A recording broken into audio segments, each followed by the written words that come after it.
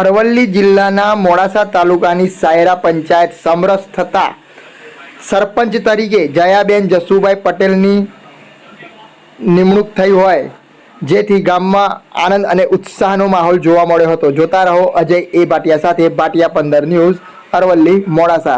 શું કહે છે તેમના સન કૃણાલભાઈ, સાંભળો ધ્યાનથી। હું ચૌધરી કૃણાલ જસુભાઈ રહે સાયરા। આજ રોજ સાયરા ગ્રુપ ગ્રામ પંચાયત જ્યારે જાહેરનામું બહાર પડ્યું ત્યારે હું મારું માતૃશ્રીનું નામ પટેલ જયાબેન જસુભાઈની ઉમેદવારી કરી હતી।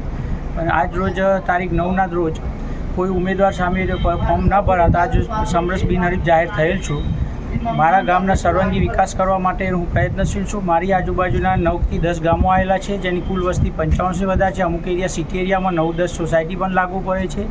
મારો મૂળ ઉદ્દેશ સત્તાનો નથી પણ સેવાનો છે અને સંપૂર્ણ કામ કરવા માટે આજથી જ કાર્યરત છીએ।